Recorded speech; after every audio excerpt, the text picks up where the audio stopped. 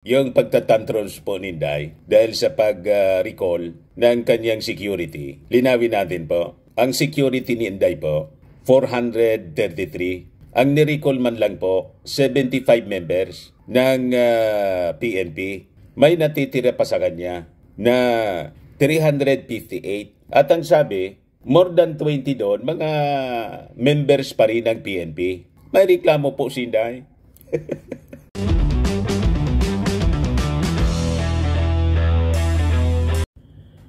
Ayaw na mga kababayan patulan ng Philippine National Police yung pagtatantrums po ng pamilya Duterte sa pag-recall ng 75 members ng PNP bilang security po ni Inday. Lalo na po yung pagtatantrums ni Inday. Pero po, hindi lang pala si Inday yung nagtatantrums, pati pala po si Baste. Kasi di ba doon sa Davao, nagkatatlong beses na yata na nag-reshuffle doon ng mga opisyal ng Philippine National Police. After na mangyari mga kababayan, yung pag-serve ng warrant of arrest sa fugitive na si Pastor Kibuloy, di ba? Nagkaroon ng controversy kasi ang reklamo po, overkill daw yung pag-serve ng warrant of arrest kasi napakarami na mga members ng ating kapulisan ang ipinadala ng ating gobyerno. Sa report po ni Kato Nying, si Basti daw, si Mayor Basti, gusto nang manampal ng general. Yan ba? General, sasampalin ni Mayor Basti. Gusto nang manakit mga kababayan ni Basti.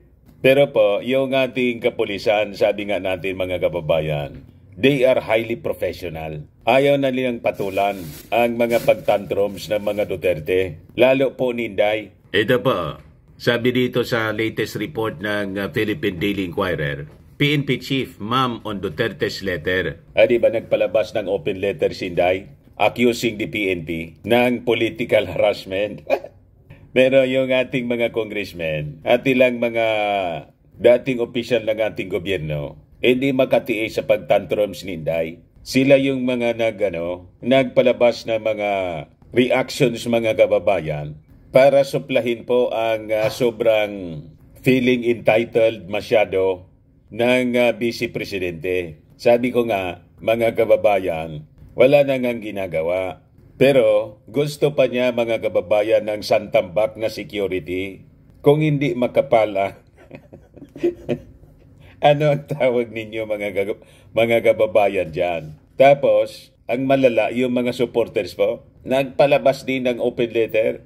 Masyado pong napaka-arugante ng pakasulat po ng kanilang open letter. Ayan po, basahin ko mamaya sa inyo yung open letter ng mga supporters po ni Inday. An open letter to the PNP chief. Yan tinawag lang si General Marbil na Romel Marbil. Mga walang galang po. Ganun katindi. Pero maganda to, mga kababayan, para lalong makilala natin kung sino itong mga taong ito, mga kababayan. Kung anong klaseng mga tao ito. Siyempre, ang latay nito, lahat kay Inday, like leader, like supporters, like followers. Di ba? Pag yung leader po walang manners, walang good manners in right conduct, natural yung mga supporters, ganun din. Birds of the same feather, mga kababayan, sabi nga, flock together. Sama-sama din sila. Siyempre yung mga taong walang urbanidad. Natindihan niya, Mr. Maravillas, ang description mo. Mas maganda siguro, mga uncivilized. Di ba? Siyempre, sama-sama. Mga ugali po, parang mga Hamas. Di ba? Sasama ng mga bibig, ang sasama ng mga ugali. Walang GMRC. But before ko mga kababayan ibigay sa inyo yung full story ng mga balitang yan, click subscribe muna dito sa ating YouTube channel and hit the notification bell para lagi po kayong updated sa mga kaganapan dito sa ating bansa. Like and share na rin po ninyo ng ating video at huwag na rin po ninyo na skip yung ating mga commercial ads. para tuloy-tuloy lang ang pagunlad ng bagong Pilipinas. Sa mga naghanap po ng malinis in spaces fitness gym, pumunta lang po kayo sa aming Colossal Fitness Gym. We also offer Grab Car Rental with our brand new 2023 model ng Toyota Innova. We also accept booking for those who are planning to travel via PAL, Cebu Pacific, and other airline companies, and bills payment for Meralco bills, PLDT, etc. Ang Colossal Fitness Gym is located at 3rd floor Security Bank Building, Landco Business Park, Legazpi City, Alban. For inquiries, look for Jilon Maravillas. Contact number 0966-802-0949. Yan po yung aming Innova. Lagi na pong matao sa amin.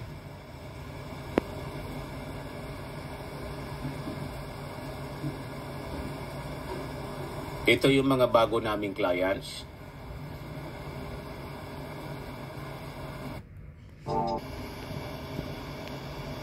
Mga British stories po sila. Ito international. Na-set up na rin po yung mga bago naming gym equipment. May treadmill na rin po kami. Ito naman po yung bago naming product na binibenta online. Eye Glow Serum, whitening po siya. Tingnan ninyo yung epekto sa aking anak na architect before and now. Yung mga inquiries po ninyo, dumiretso na lang kayo sa kanyang Facebook account, Riz Maravillas. Ito naman po, Firmax Firming and Lifting Cream, pinapahid po sa mga pulses in affected area. Mainam po ito sa paninigas na mga kasukasuan, pati sa mga pains. Ito naman po, Automax Radiant Serum. Sa mukha yung application, anti-aging po siya. You will look 10 years younger than your age. Sa mga cancer patients naman po, baka lang gusto ninyo itong i-try. Name siya Red Mix Fruit Drink. Hindi man po siya gamot, food supplement siya. Kaya lang gawa siya mga kababayan sa goji berry. Yung goji berry, may anti-cancer properties. Yung mga inquiries ninyo, dumiretso na lang kayo sa aming messenger sa Facebook para masagot namin agad. Ayos pa?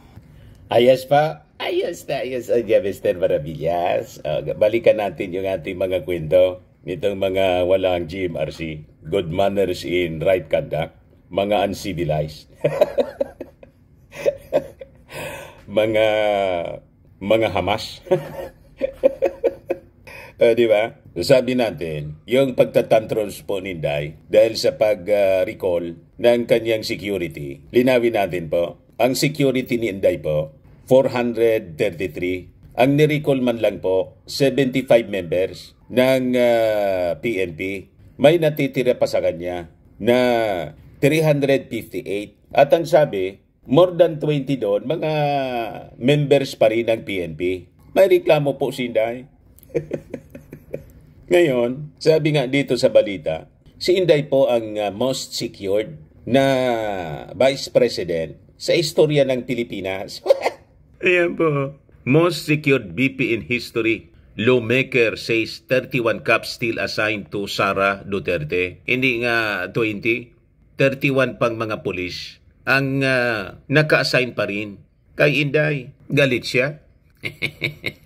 Na-spoildan niya masyado, Mr. Maravillas. Sinabi niyo pa. Sabi po dito, a House lawmaker on Tuesday got through the furor of two senators calling for volunteers to be Vice President Sara Duterte security detail, emphasizing that Duterte was not stripped of all her security personnel anya when the Philippine National Police redeployed cops previously assigned to her. Sabi po ni Manila 3rd District Congressman Joel Chua, may 31 PNP personnel pa niya na mantinidong naka-assign as security anya ni Inday. Matapos na yung 75 PNP personnel anya i-redeployed ng leadership ng PNP to the National Capital Region Police Office para i-beef up ang number of cops anya sa Metro Manila. Kita ninyo mga kababayan. And the total mga kababayan na nagsisecure kay Inday, nasa 358 pa. Kasi ang total security niya po, 433. Yung kay Leni Robredo nga po, kukunti. Yung sabi dito ni Atty. Barry Gutierrez, sabi dito sa report ng Impact Leadership, we never made an issue of it. Former Office of the Vice President spokesperson Attorney Barry Gutierrez points out that Vice President and self-appointed designated survivor Sara Duterte started with 433 security personnel, which is more than 4 times the number of allotted to former Vice President Leni Robredo, who had only 108 in 2016. In a post on X, Gutierrez noted that even after the reduction of 75 personnel, Duterte still has over 350 soldiers providing her security. In contrast, anya, BP Leni's detail was reduced to just 83 by 2020. We never made an issue of it. Walang open letter, walang tantrum, wala ding drama. You see, mga kababayan, kaya sabi natin, mas lutang ba kay lutang? Lumulutang-lutang talaga mga kababayan. Lutang na lutang. Gusto niya laging nakalutang. Eh, sabi ni Congressman Chua ng Maynila, kailangan na niya ng National Capital Region na i-boost yung security. Kailangan i-redeploy.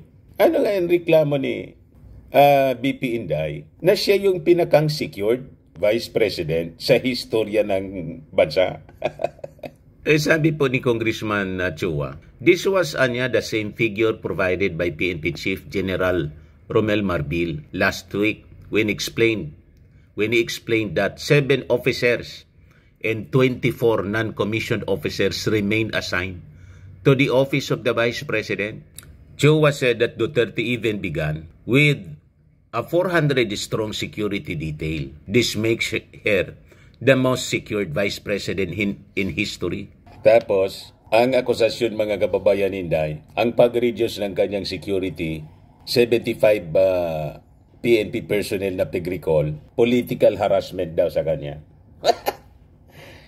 At pinalalabas, nilalagay po sa peligro yung kanyang buhay at may drama pang appeal. Ako niya, pwede ko anyang isakripisyo yung aking sarili, pero ang aking pakiusapan niya, protect my family, my mother, my husband, at saka yung aking 4 na anak. Ganun mga kababayan yung drama ni Inday. Pinalalabas mga kababayan na may gustong magurgur sa kanya at gustong idama yung kanyang buong pamilya. Ganun ang pinalalabas sa drama ni Inday mga kababayan. Yes, sabi po ni Chua, the reassignment niya of the 75 police does not have the markings of a political move and may be a way for Duterte to divert attention from her recent personal trip to Germany during the onslaught of Typhoon Karina. Ibig sabihin, nililihis ni Inday yung atensyon doon sa kapalpakan niya, yung misjudgment niya na on the height ng onslaught ng Typhoon Karina po, nilayasan niya yung kanyang mga supporters. Nandun siya sa Germany, lumipad outside of the Philippine area of responsibility at nakipagkita sa mga nausog supporters niya. Ganon mga kababayan. Ito po, sabi ni Congressman Chua, wala namang pamumulitika akong nakikita niya, but baka mamaya dinadivert lang po niya yung issue dahil naalala po ninyo, siya po ay sumagot dito noong pumutok po yung issue na siya po ay nagpunta po sa Germany sa kasagsagan po ng bagyo. So tingin ko dinadivert lamang po niya yung issue na sa tingin ko dapat hindi naman po dapat lahat pinupulaan natin ng politika. The PNP is just doing the job. Sana respetuhin po natin yung ganito pong trabaho. Natumbok po ni Congressman Chua. O ito si Inday, kasama yung mga nausog sa Germany. Post po ito ng SMNI, saka ni Mr. Sasot. Confirm po, inaasikaso ni Inday yung agenda ng nausog na ipalit siya sa ating Pangulong Bongbong Marcos. Yan ang agenda ng nausog. Yan ang meeting sa Germany ito mga kababayan. Ngayon si Inday confirm. Di ba? Mas priority niya yung agenda ng nausog na patalsikin yung ating Pangulo at ilagay siya as this survivor, designated survivor, kasi in-appoint na niya yung kanyang sarili.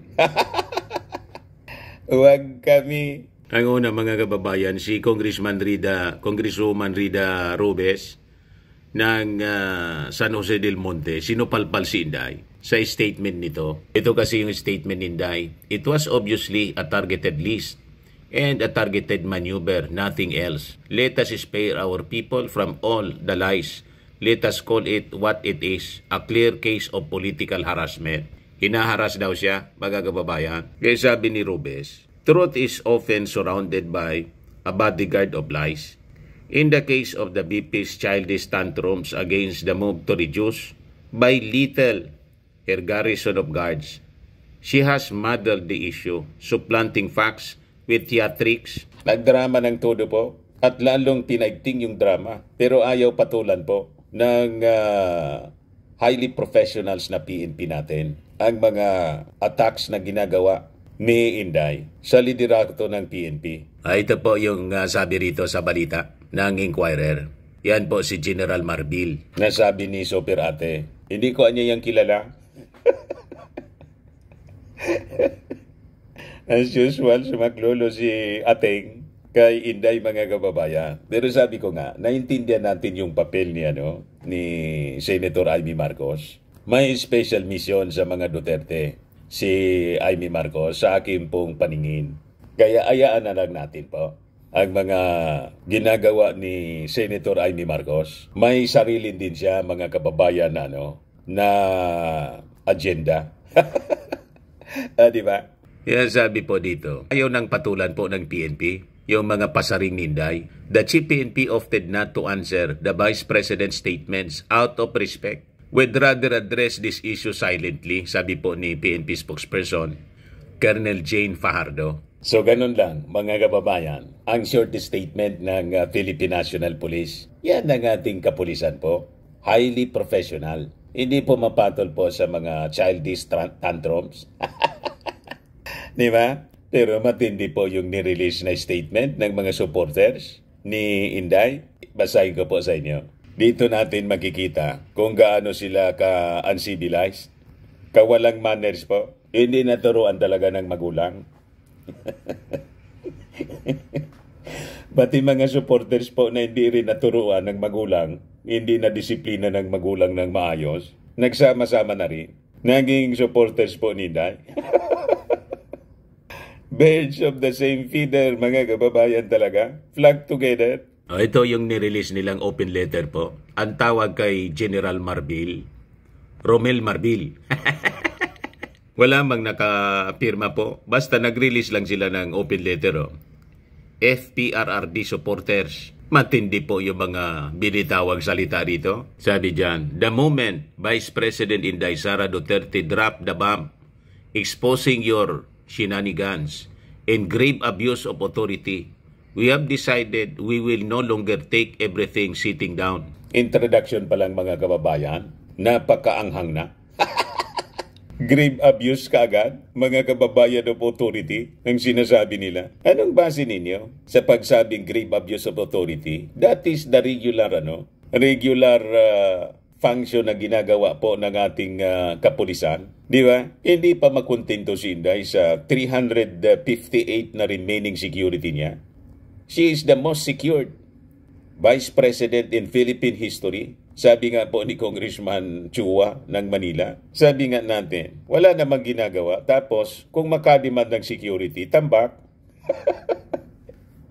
Logi ang mga mamamayang Filipino. Maging private army ng isang tao lang. Ang mandato ng PNP is secure po ang ating mga mamamayang Filipino.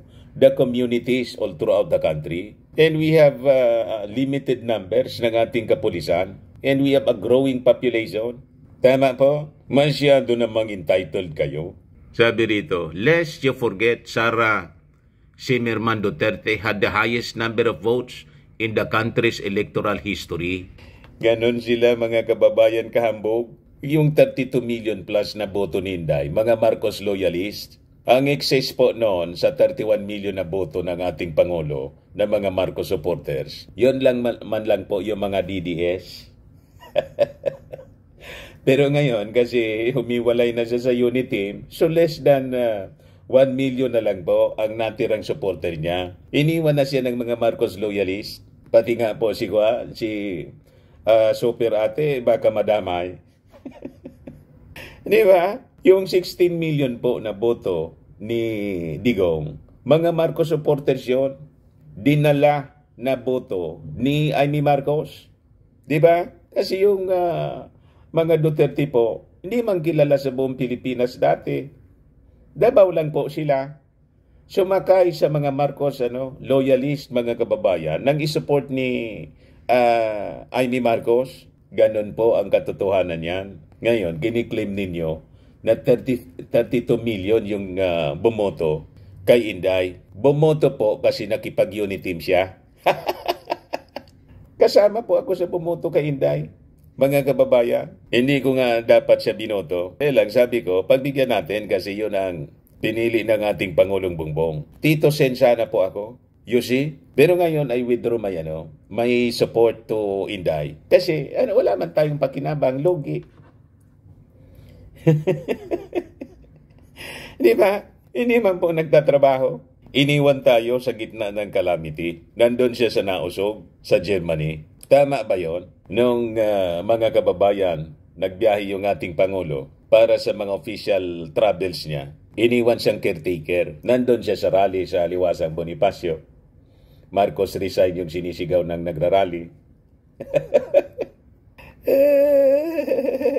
Yun ang sinasabi rito po. 32 million Filipinos entrusted her with their lives and future. Not a wimp like you will ever undermine that overwhelming mandate. Not even your alleged lords and masters will even eliminate our duly elected Vice President from the Philippines political landscape. Not in 2025, not in 2028, not in this lifetime. Ganon sila kayabang, mga kababayan. May sabi po sa Bible, he who exalts himself shall be humbled, and he who humbles himself shall be exalted. Malamang yun pong Bible verse na yun ang tumama kay Inday pagdating ng 2028. Sabi ko sa inyo, huwag masyadong mayabang. May Diyos kasi po na nakatingin, nakadungaw sa atin. Malamang sa malamang, mga kababayan, yung mga readings ng mga political analyst natin na by 2028, makikita natin yon sa trending. Sa mga surveys po, pabagsak ng pabagsak po ang support kay Inday. Kita ninyo? Pabulusok na po siya. Mantang si Martin Romualdez, paakyat. Ayaan na ninyo yung ating Pangulong Bongbong Marcos kasi hindi man po siya kakandidato sa anumang posisyon. Presidente na siya eh. Tama? Sabi nila dito po sa open letter, while we understand that you are just a pawn, matindi po matindi ang description kay Marbil. Pawn lang daw po. In the grand scheme of things, allegedly, we would like to remind you that you took an oath to serve and protect the Filipino nation. BP Inday has given us the assurance that you taking the majority of her security personnel would never be a hindrance for her to perform her duties. We knew that she did that to calm down the angry Filipinos who have become witnesses to your blatant disregard of due process and human rights. Huwag niyo pong idamay yung buong Filipino nation, buong mamamayang Filipino. Kayo-kayo man lang po ang nagagalit. Di ba? Ilan lang po kayo?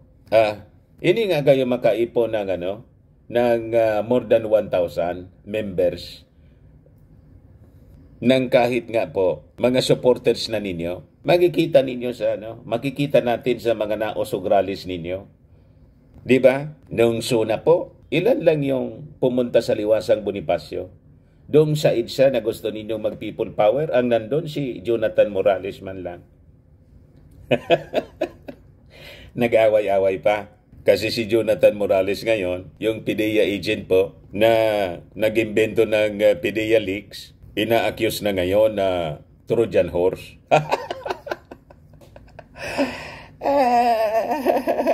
Nag-away-away na po sila. Yung mga taga-nausog, nagbabanata na po. Si Banat Bay, inaaway na niya. Pati si Marlica inaway.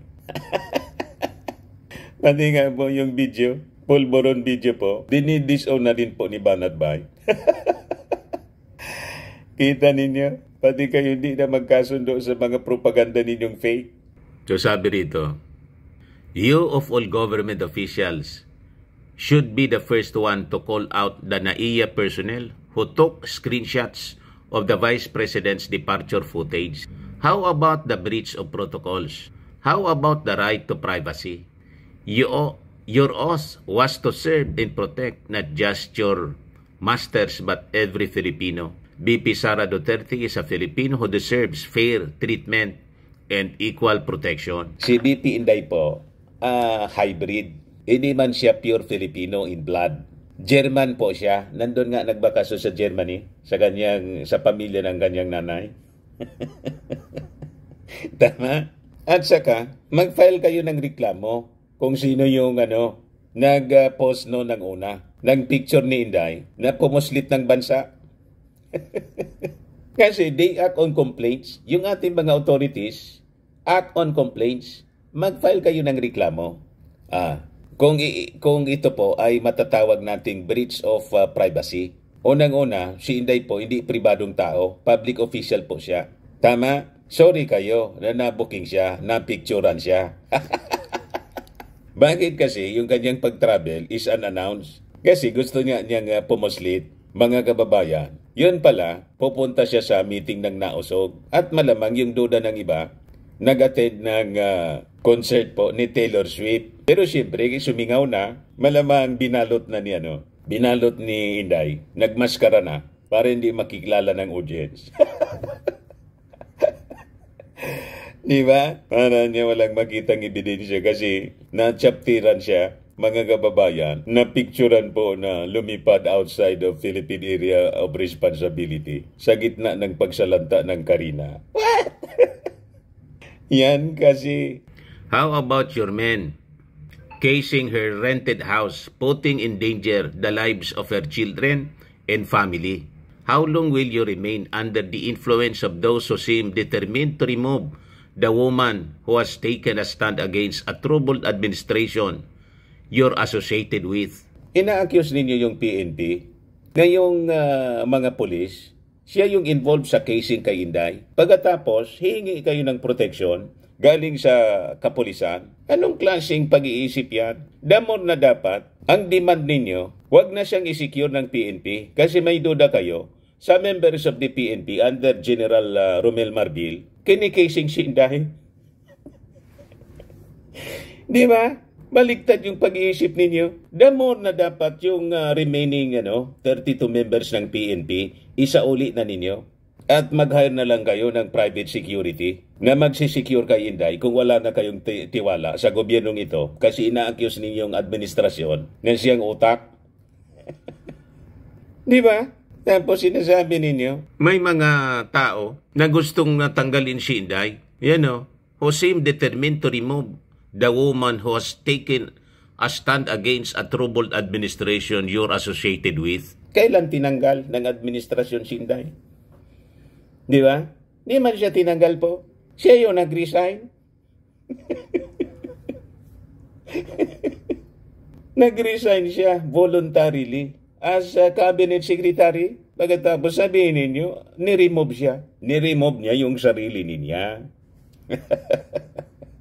Mali yung sinasabi ninyo eh. Baliktad po. Malayong paniwalaan ng ating mga mamamayang Pilipino. Never na nag-demand yung ating Pangulo o pinatalsik siya, sinibak siya sa posisyon. Sinibak niya yung kanyang sarili kasi siguro na-realize niya hindi niya kaya ang trabaho as DepEd Secretary. Nag-resign na lang siya. Pagkatapos, sasabihin ninyo, ni-remove siya. Walang maniwala sa inyo. Napakahilig ninyo magtahi-tahi ng istorya. Arap-arapan po yung pagsisinungaling ninyo. Tapos sabi rito, How can you run after criminals when you are allegedly working for one? That is a serious accusation. So ang ibig sabihin ninyo, si General Marbil nagtatrabaho sa isang kriminal. Tinutumbok ninyo na ang ating Pangulong Bongbong Marcos ay isang kriminal. Kasi ina-accuse ninyo, di ba, na ang ating Pangulong Bongbong ay isang bangag. Wala nga kayong maipakitang ebidensya. Yung video nga po ninyong pinakalat, fake. Sa isang tingin pa lang, kahit isang 5th grader po, wag na tayo na kumuha pa ng expert. Kahit isang 5th grader po, madidetermine niya sa isang tingin lang na piki yung video. Kaya ganyan ang gagalaiti. Despite ng pag-viral ng video, siyempre curious yung mga tao, tiningnan nila. Hindi na ngahulugan na nag-viral yung video, naniniwala doon sa pinakalat ninyong video, yung milyon-milyon na nakakita, na-discover ng milyon-milyon na fake nga. Di ba? Kung naniniwala kayo na si General Marbil naglilingkod sa isang kriminal, di yung pinaglilingkuran ni General Marbil na kriminal, kasuhan ninyo. Di ba? Just like yung mga dilawan, pinaila ng kung ano-anong kaso. Yung dating Pangulong Ferdinand Edralin Marcos, ngayon yung close to 1,000 cases against the Marcoses. O di ba? Lahat po aros naubos na, binasura ng korte sa buong mundo. Kaya kayo, hanggang propaganda na lang, false accusation. Sa bagay, it is prophesied in the Word of God. In the last days, talagang ganon ang magiging ugali ng mga tao. Madaling mag-akusa. Ngayon mga bashers ko po, pinapabayaan ko lang kung ano-anong inaakusa sa akin. We are living kasi po in the last days mga kababayan. So we are living in perilous times. Yung mga tao, dinescribe na masasama ang ugali. At kasama doon, yung madaling mag-akusa. 2 Timothy chapter 3 verse 1 to 13. This know also that in the last days, perilous time shall come. For men shall be lovers of their own selves. Parang sinday lang. Covetous, boasters, mga mayayabang, proud. Tingnan ninyo yung sulat ng mga supporters ni Inday. Napaka-arugante po. Ang yayabang. Hindi tayo nagtataka. Proud, boasters, blasphemers, disobedient to parents, unthankful, unholy. You just imagine po, sinuport ng ating Pangulong Bongbong Marcos, ng mga Marcoses yung Duterte, pagkatapos, inaway-away pa. Mga walang utang na loob po, hindi man inaaway. Kaya nga po, lagi kong sinasabi sa ating mga komentary rito, wala man pong away between Duterte and Marcos.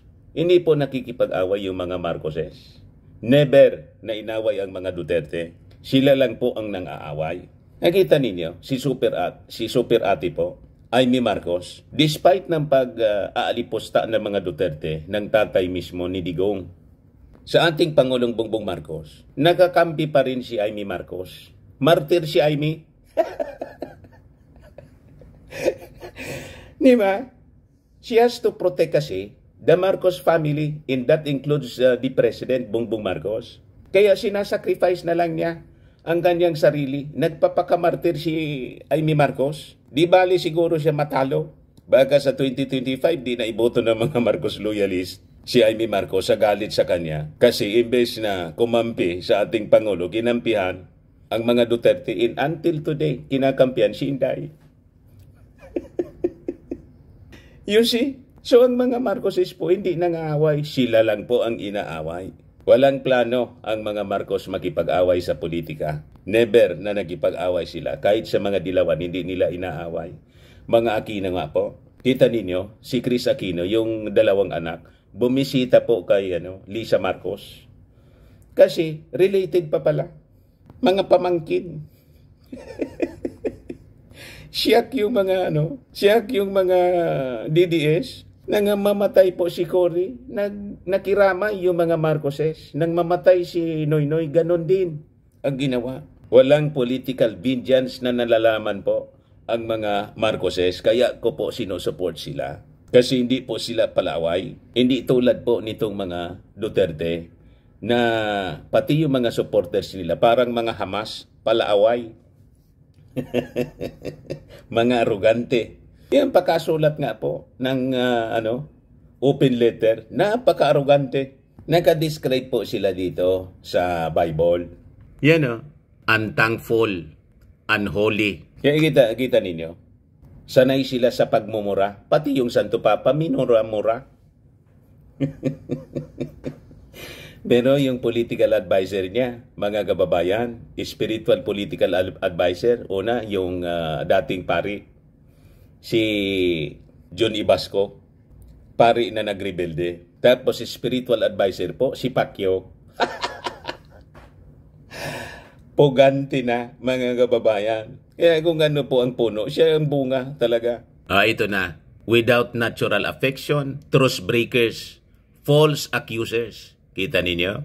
Traitors, heady, high-minded. Mga traidor, malalaki ang ulo, mayayabang, mahilig mag-akusa. False accusers po. Yan ang gawain nila, mga kababayan. Kaya hindi na ako tinatablan yan. Kahit kung ano-ano, inaakusa sa atin. Bayaran. Insamada. Bayaran na pastor. Kilala ko po yung sarili ko at kilala ako ng mga taong malapit sa akin. Walang maniniwala sa inyo. Alam nila yung pagkatao ko eh. Kayo, kilala ninyo ako? Di ba nakilala lang ninyo ako as vlogger? Di man ninyo kilala ang pagkatao ko? Huwag kami. Hindi pa ako apektado sa kung anong sasabihin ninyo. Wala akong pakisasasabihin ninyo. Basta tayo maglilingkod sa ating bayan. And we have to protect the President. Kasi po, sabi sa Word of God, let every soul be subject unto higher powers, for there is no power but of God. The powers that be are ordained by God. Whosoever resisted the power, resisted the ordinance of God. Appointed po yung ating mga leaders, and that is our President. Inayaan ng Diyos na siya yung mamuno sa atin. Tama po? Hindi po si Inday ang pinili ng Diyos na maging Pangulo. Kasi kung si Inday po, sana nagdesisyon na siya na tumakbo na presidente nung eleksyon. Tama? Tapos gusto ninyong ipalit si Inday. Gusto ninyong ipalit si Inday. Sa 2028 pa yon. Yan kung mananalo siya. Di ba? So balikan natin yung sulat po ng mga arugante. Sabi nila dito, also, can you give us an update on the increasing number of missing children? Can you also check the country's current crime index? Kahit mag-report yung PNP, ayaw man ninyong maniwala. Nireport na yun sa SUNA ng ating Pangulong Bongbong Marcos. Yung crime index natin, bumulosok. Tapos yung resolusyon sa mga kaso po, tumaas. You see? Then yung mga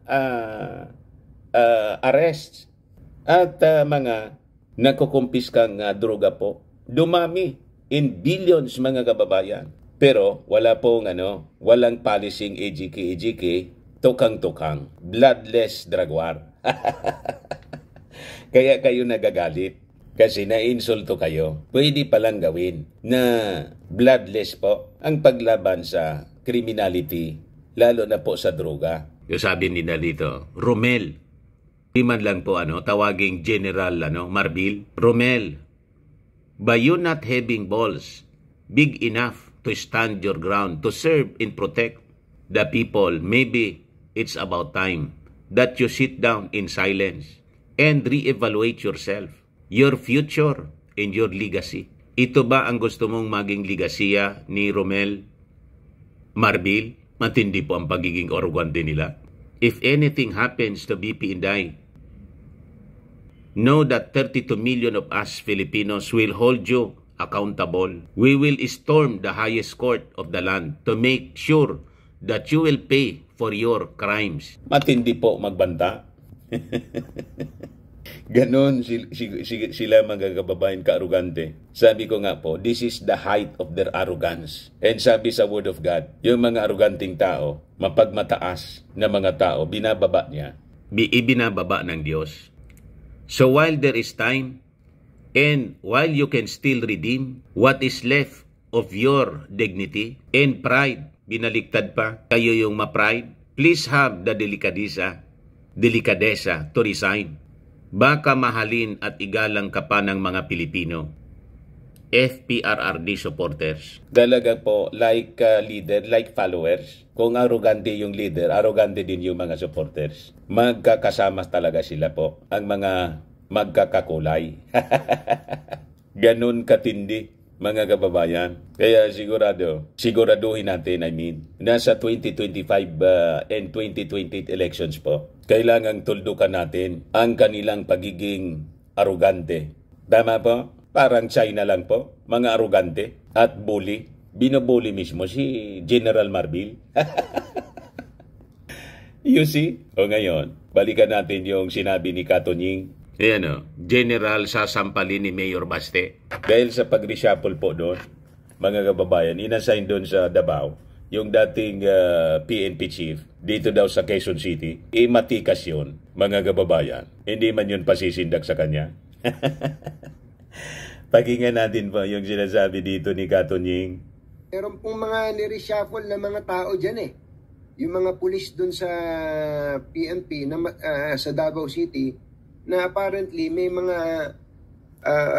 matagal na dun sa Davao, happy na siguro dun sila Mayor Duterte, nung nalipat, sino ba naman ang gustong malipat? Sige nga, kapag ako halimbawa nasa isang lugar, malilipat ako, meron na akong familiarity doon, komportable na ako doon, andun ang pamilya ko, tapos bigla mo ako ililipat, siyempre magsusumbong ako doon sa pwedeng makatulong sa akin. In this case, siguro, yung mga pulis na nalipat, nagsumbong kay Mayor Baste. Kaya nga, ang dating tuloy nun, parang ang amo nitong mga pulis na ito, si Mayor.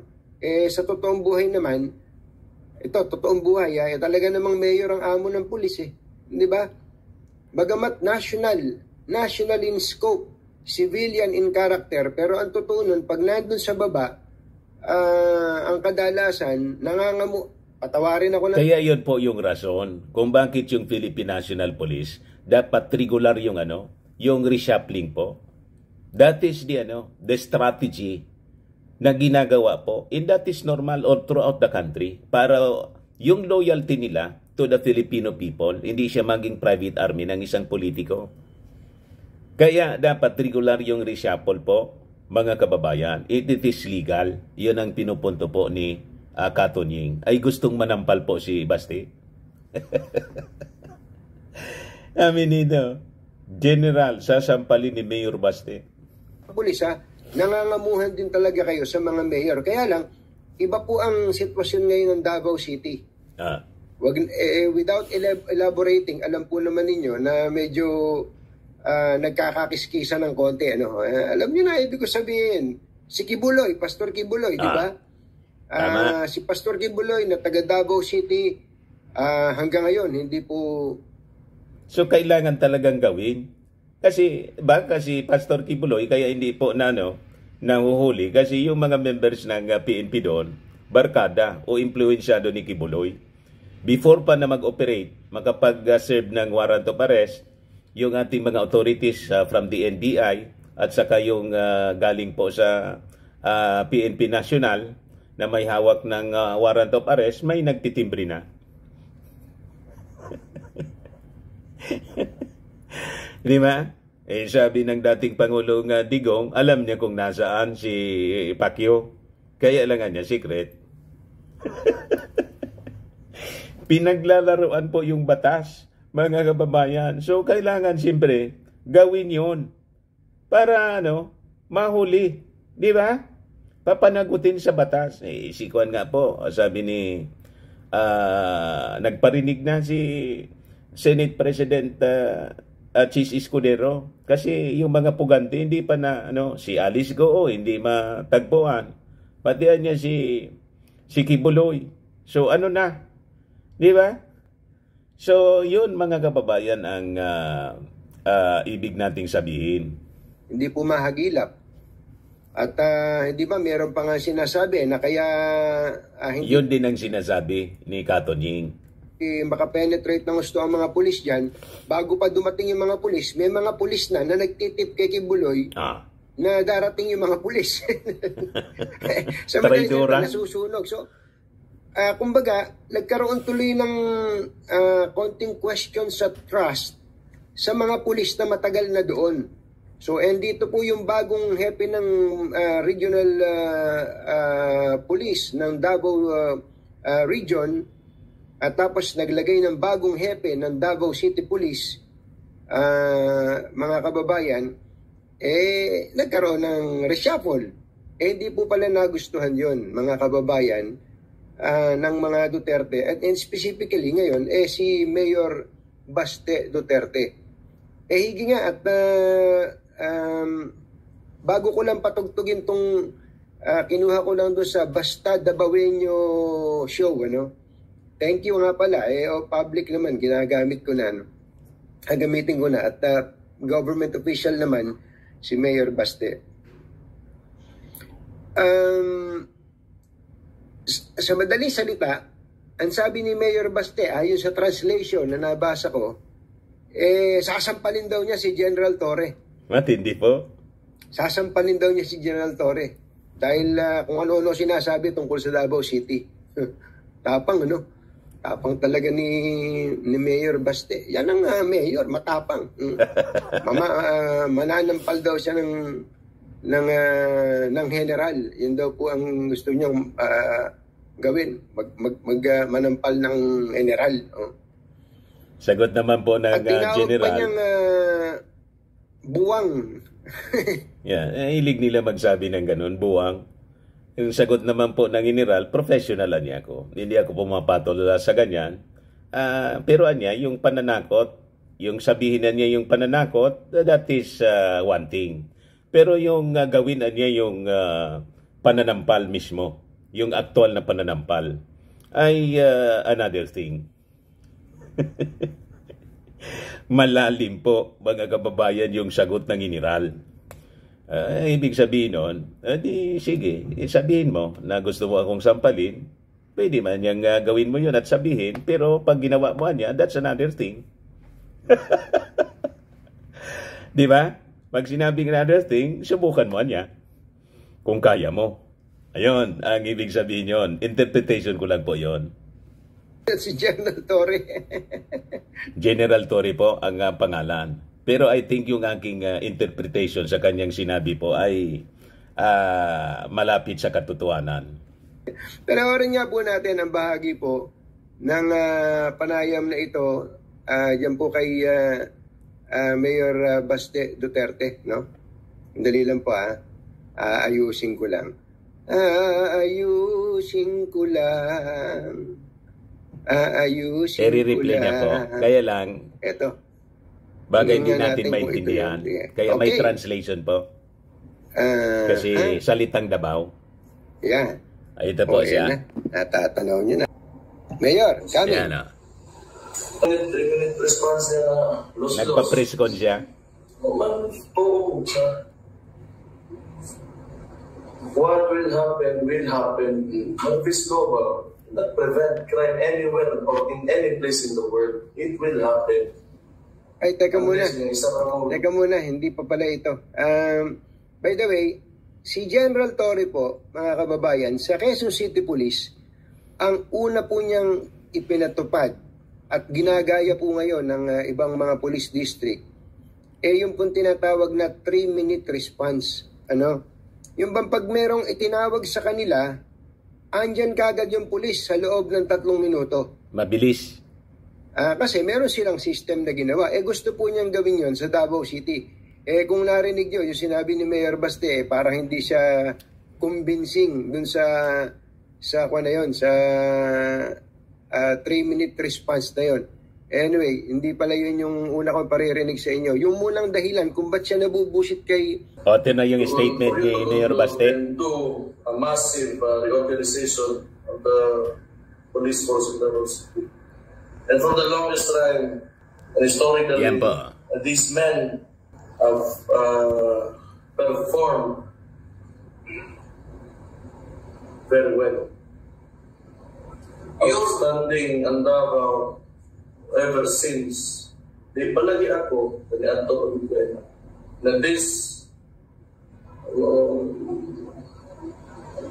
person, individual who is a general appointed as RD comes here with his so-called intelligence niya mag-conclude sa yung ambot. During sa yung meeting ni Colonel Juan. Ayun, yun po yung pahayag niya. So, naiintindihan, sa madaling salita, nabubusit siya kay General dahil nag-reshuffle ng mga tao. Yun daw mga tao na yun, magagaling naman. Yung mga pulis po ang tinutukoy niya. And dito po yung susunod na dahil po sa pagkabusit niya kay General Torre, meron po siyang binanggit. Ito po, mga kababayan. Gusto nagmanakit. Ito na yung sinasabi ko, yung mga mga kababayan nating marunong magbisaya, translate nyo para sa amin to. I need you. I need your translation. And dito po. 3-minute response niya na los-los. Los-los daw. What will happen. Congress law not prevent crime anywhere or in any place in the world. It will happen. Unless yung isa ka magaling sa kaparangayan na magaling namin, conflict is always there. That's the reality of life. Yan po niya. Boat niya. O sa, isa ka mula sa Teresito, kung sila yung mga 3-minute response, has anything changed? Tapos nagmumura pa siya. And what do you want? Does he want us to expect na pag-abot sa buwanin? After a few months, tungkol sa ayang giingon niya, ayang 3-minute response, mahuman na ng problema ka na, and then show us. Months, tungkol sa ayang giingon niya, ayang 3-minute response, mahuman na ng problema ka na, and then show us. How maga ka? Pagmumura yun po. Niya sa paong ng tawahan, kita sa paong ng tawahan. Pag mo pala paong nila. Local dialect, di maintindihan. Usa na sa mga ambisyon ng pinabuhay, mga general na may translation siya. Kami na ko sa sa'yo. Kesa pa na. Nang ibig sabihin, gusto niyang sampalin po. Wala ko paminaw niya. Pati mo na Abot sa diri na nasa preconceived preconceived narrative sa nakita niya kuno nga datos aning atong lugar without even comparing it to anywhere else in the Philippines. Ayun po mga kababayan, ang ating Actually, ewan ko narinig nyo na yung 3-minute response na yun. Pero kung hindi... Ngayon, ito yung response. Kasi tinext ni Katonying mga kababayan yung general. Nag-text ba kay Katonying po? Ibasahin na lang po natin. Ayan po.